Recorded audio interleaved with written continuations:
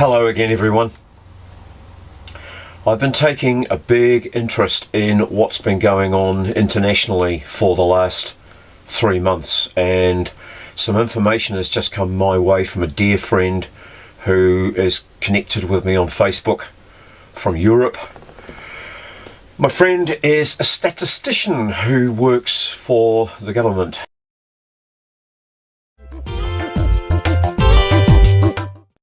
And she has been spending time researching this, and she's sat down and written a couple of pages on it, and I'd like to read that to you, plus show some of the information that she has shared with it. So I'm reading now from her report, which was written yesterday. With everything that's happening about the coronavirus, it might be hard to make a decision as to what to do today. Should you wait for more information or do something now? Now, how many cases will there be in your area? What will happen when these cases materialise? What should you do when they materialise? And when should you do it? When you finish listening to what I'm saying, this is what you'll take away from it. The CV is coming to you. It's coming at an exponential speed. Gradually at first, and then suddenly. In a matter of days, maybe even a week or two. When it does, your healthcare system will be overwhelmed. Your fellow citizens will be treated in hallways. Exhausted healthcare workers will break down, some of them will die. They will have to decide which patient gets the oxygen and which patient dies. The only way to prevent this is social distancing, today, not tomorrow, today. That means keeping as many people home as possible, starting now. You might have fears today. What if I overreact? What if people laugh at me? Will people be angry with me? Will I look stupid? Won't it be better for others to take action and then do what they do?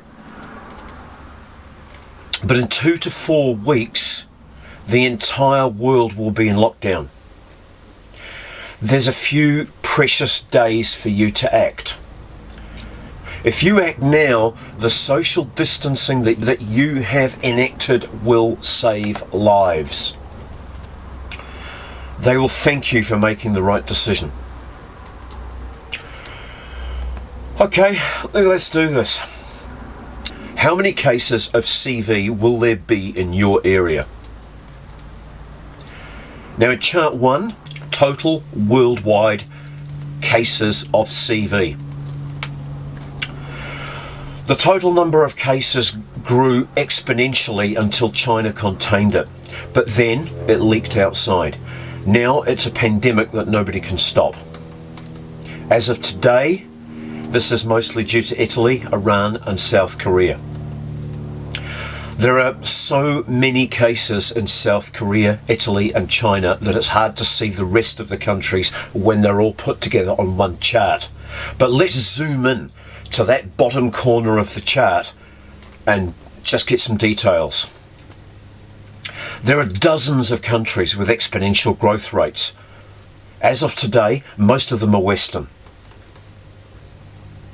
If you keep up with that type of growth for just 1 week, this is what you get. If you want to understand what will happen or how to prevent it, you need to look at the cases that have already gone through this. China, Eastern countries with SARS experience, and Italy. Now this chart that I'm showing you now is one of the most important charts. It shows in orange bars the daily official number of cases in the Hubei province. How many people were diagnosed on that day? The grey bars show the true daily CV cases. Crucially, these weren't known at the time. We can only figure them out by looking backwards. What this means is that the orange bars show you what the authorities know and the grey bars show you what's really happening. On January the 21st, a number of newly diagnosed cases in orange is exploding. There are around 100 new cases. In reality, there were actually 1,500 new cases that day, growing exponentially, but the authorities didn't know that.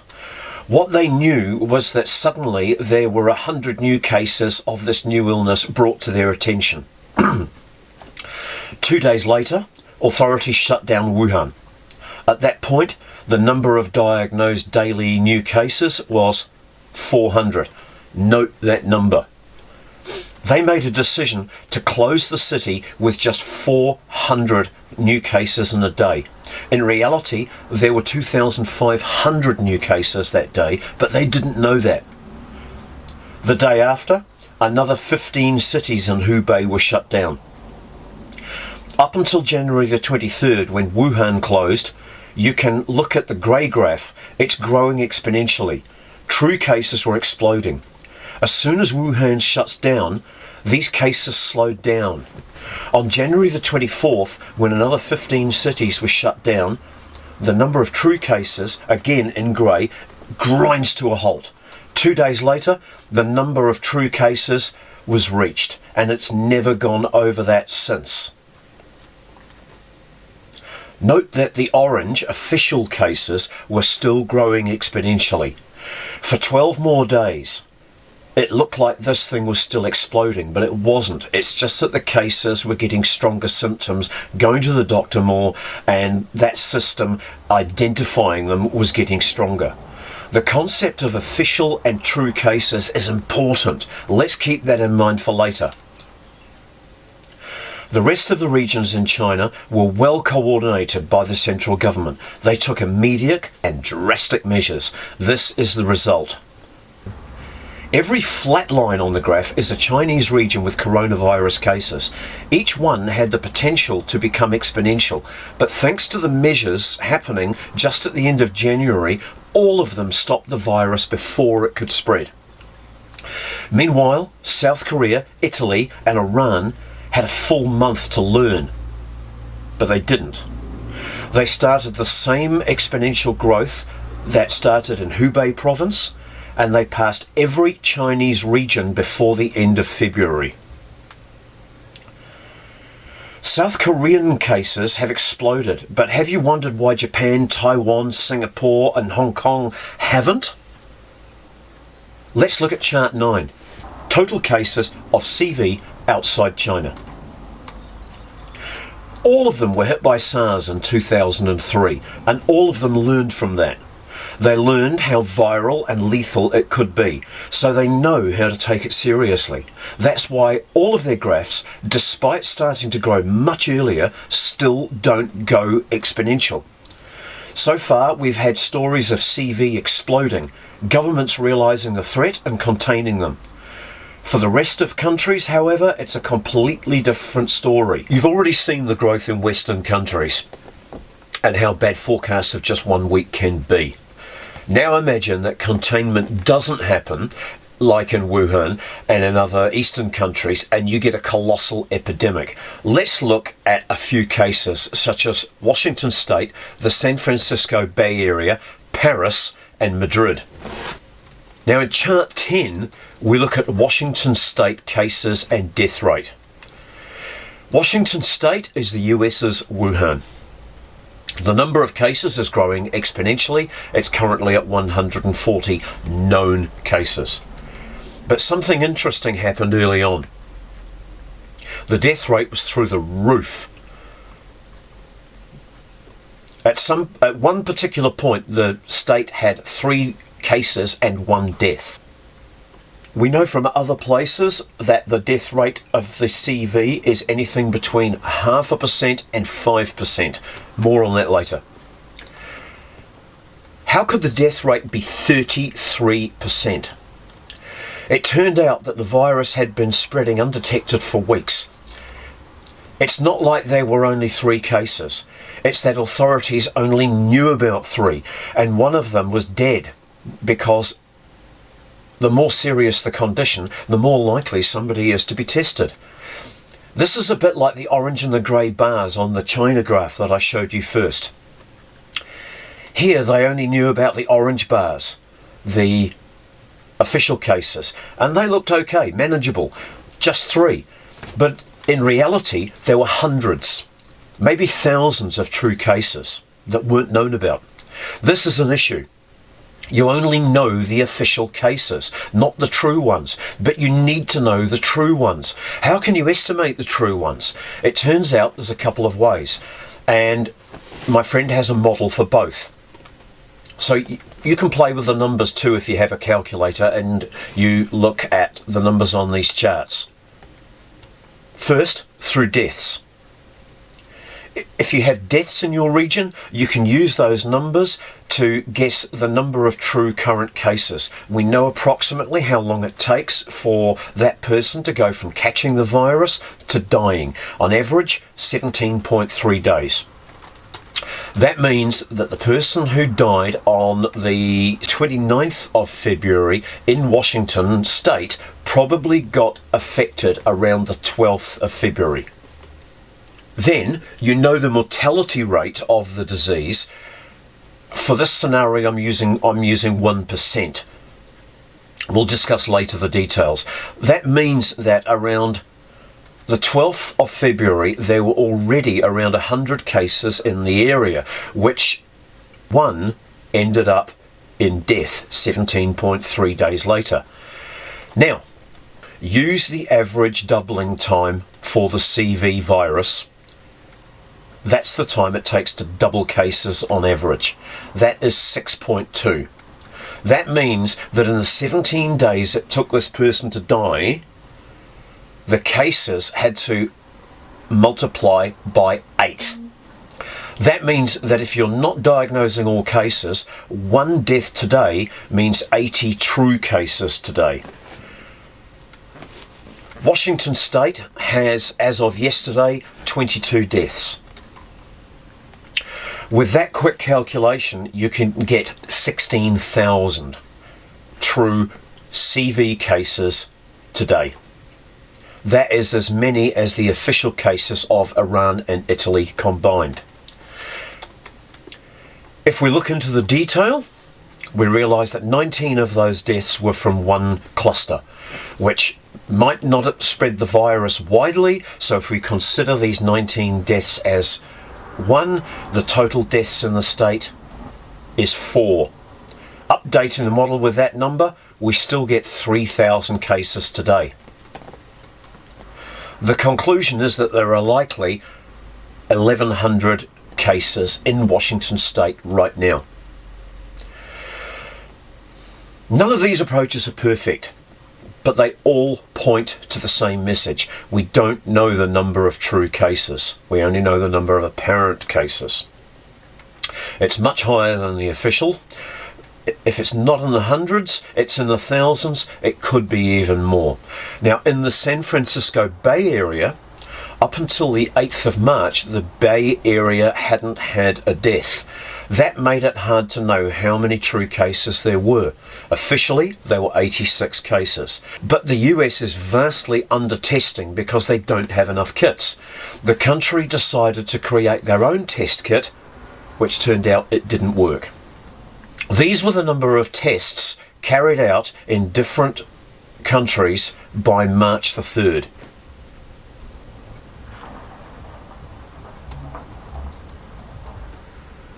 Turkey, with no cases of CV, had 10 times the testing per inhabitant than the US.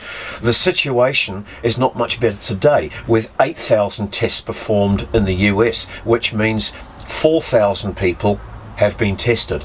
For the Bay Area, they were testing everybody who had travelled or was in contact with a traveller, which means that they knew most of the travel-related cases, but none of the community spread cases. By the time they had 86 cases, the percentage of them from community spread was 86%. 86 cases and 86% is just a coincidence. With that number, you can calculate the number of true cases. If the Bay Area has 86 cases today, it's likely that the true number is 600. In France and Paris, France claims to have 1,400 cases today and 30 deaths. Using the two methods that I've just mentioned, you can have a range of cases between 24,000 and 140,000 cases. Let me repeat that. The number of true cases in France is likely to be between 1 and 2 orders of magnitude higher than it's officially reported. Don't believe me? Look at the Wuhan graph again. Look at the difference between the orange and the grey.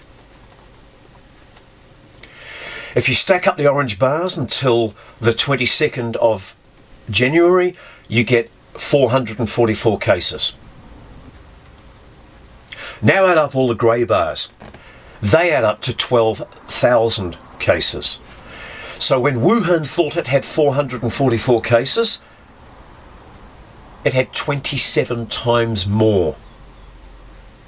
If France thinks it has 400 cases, it might well have tens of thousands. The same math applies to Paris itself. With 30 cases inside the city, true numbers of cases are likely to be in the hundreds, maybe thousands. With 300 cases in the Paris region, total cases in the region might already exceed tens of thousands.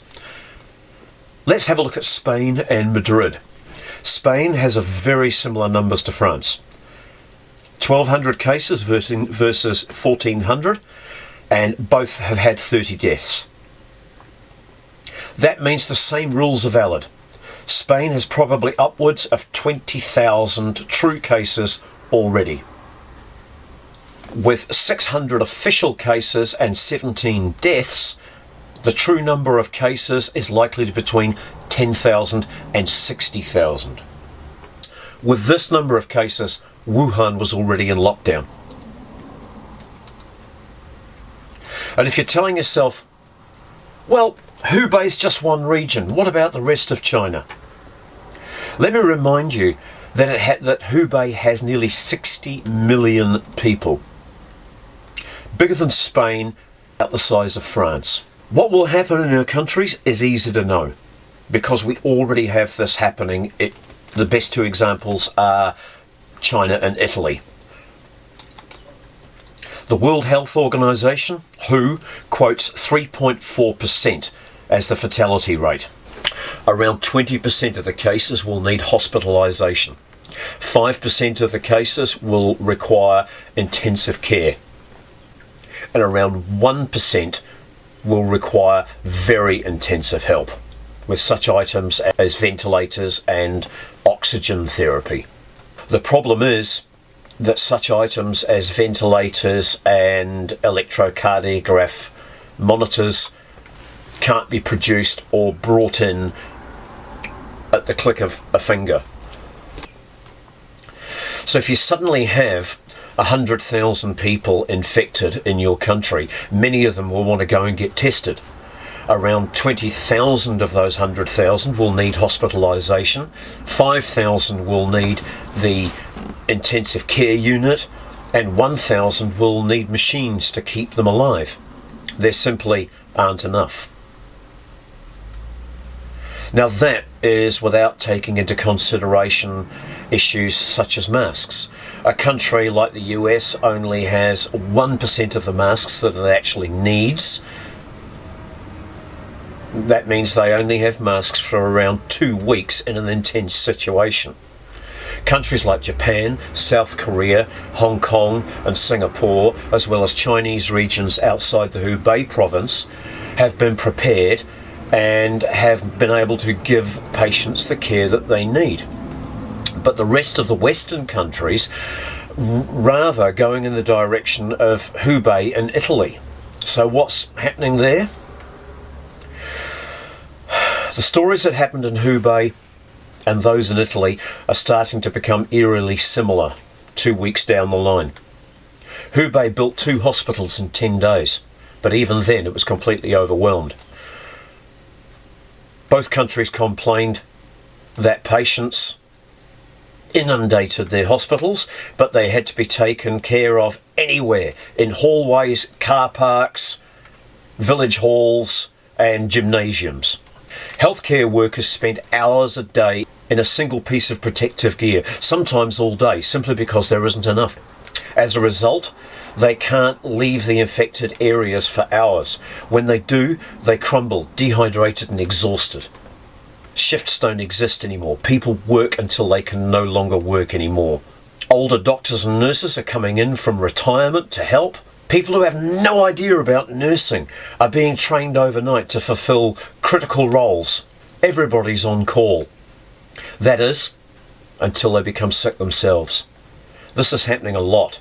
Because they're in constant exposure to the virus without enough protective gear, when that happens, they need to be quarantined for 14 days, which means they can't help for 14 days. Best case scenario, 2 weeks lost. Worst case, they die. The worst case is in the intensive care units when patients need to share equipment. This equipment can't be shared. When someone's plugged into it, they need to be on it. This means that the healthcare workers are having to decide who gets the ventilator and who dies. All of this is what drives a healthcare system to have a fatality rate of around 4% instead of 0.5%. If you want your city or country to be part of the 4%, don't do anything today. What you can do today is help flatten the curve. This is a pandemic. We've been calling it a pandemic for weeks. The WHO, the World Health Authority, have finally come out this morning and used that word, which is great because now things can be done. Some countries have been exemplary. For example, Taiwan, which is extremely closely connected to China, and yet still has, as of today, fewer than 50 cases. They've been able to contain it. But most countries lacked expertise and didn't know. Now they're playing a different game. Mitigation. They need to make the virus as inoffensive as possible. If we reduce the infections as much as possible, our healthcare systems will be able to handle cases much better, driving the fatality rate down. If we spread this over time, we will reach a point where the rest of society can be vaccinated when a vaccine becomes available, eliminating the risk altogether. So our goal is not to eliminate the contagions, it's to postpone them. There's one very simple thing that we can do, and it works: social distancing. If you go back to the Wuhan graph, you'll remember that as soon as there was a lockdown, cases went down. That's because people didn't interact with each other. The virus didn't spread. The current scientific consensus is that the virus can be spread within 2 meters, 6 feet. Actually, people are finding out that that figure isn't correct, and it can spread up to 4 meters, 16 feet. Okay, the worst infection then becomes through surfaces. The virus survives for hours or days on different surfaces. It behaves a lot like the flu. Hard, impenetrable surfaces like formica, plastic, steel, glass can survive for days or up to a week. On fabrics or soil, it is absorbed and does not last as long. The only way we can truly reduce this is with social distancing, keeping people at home as much as possible and for as long as possible until this recedes. This has already been proven in the past. It worked with the 1918 Spanish flu pandemic. You can see in this graph from America how Philadelphia didn't respond to social distancing requests and had a massive peak in death rates. Compare that with St. Louis, which did implement immediate social distancing, and the deaths were far lower. Then take a look at Denver. Denver enacted measurements and then loosened them. It had a double peak, and the second peak was higher than the first. Now, if you generalize, this is what you'll find. This chart shows that for the 1918 flu epidemic in the United States, how many more deaths there were per city, depending on how fast measures were taken. For example, a city like St. Louis took measures 6 days before Pittsburgh and had less than half the deaths per head of population. On average, taking measures 20 days earlier halved the death rate. Italy had finally figured this out. They first locked down Lombardy on Sunday, and 1 day later on Monday, they realised their mistake and decided they had to lock down the entire country. Hopefully we'll see the results starting to drop over the coming days. However, it's going to take 1 to 2 weeks to see. Remember the Wuhan graph? There was a delay of 12 days between the moment when the lockdown was announced and the moment when the official cases in orange started to drop. Now, this is what they ordered in Italy. Nobody can enter or exit lockdown areas unless they are proven family or have strict work reasons. Movement outside the areas is to be avoided unless they are justified for urgent personal or work reasons, and it can't be postponed. People with symptoms, respiratory infection and fever are highly recommended to remain at home. Standard time off for healthcare workers is suspended. Closure of all educational establishments, schools, universities, gyms, museums, cultural and social centres, swimming pools, theatres, ski fields, all closed. Bars and restaurants have limited opening times from 6 a.m. till 6 p.m. with at least 1 metre, 3 feet distance between all patrons. All pubs and clubs closed. All commercial activity must keep a distance of more than 1 metre between customers. Those that can't make that happen must close. For example, beauticians, hairdressers. Family and friends, hospital visits are strictly limited. Work meetings must be postponed. For example, the World Trade Authority, the WTO, have suspended all meetings until the end of March. All sports events and competitions, public or private, are cancelled. Important events can be held behind closed doors. I think this is the least that I would order. If you want to be safe, do it Wuhan style. People might complain now, but they'll thank you later. It's very possible that so far you've agreed with everything I said, and you've been wondering since the beginning just when these things need to be done. Put it another way, what triggers should we have for taking these measures? Right. Now, in conclusion, the cost of waiting. This might feel scary to make a decision today, but you should think about it this way. In this theoretical model, the figures chosen are to represent Hubei, going back once again to that original graph with the grey and the orange bars. It shows that waiting just one more day can create 40% more cases. So maybe if the Hubei authorities had declared the lockdown on the 22nd of January rather than the 23rd of January, they might have reduced the number of cases by a staggering 20,000. And remember, those are just the cases.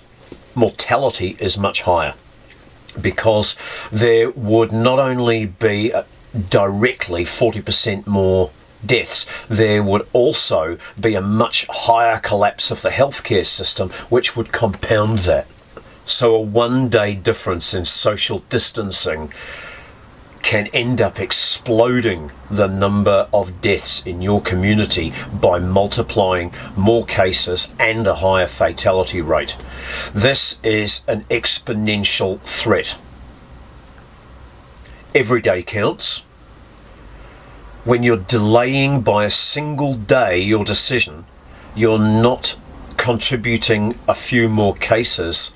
There are probably hundreds of thousands of cases in your community already, and every day that there isn't social distancing, these cases can grow exponentially.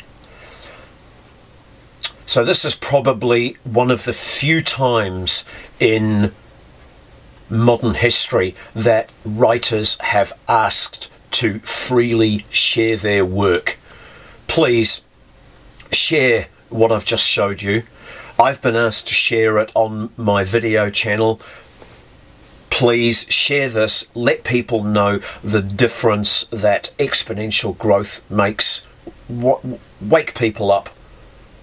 And let's see what we can do to save our friends and our communities.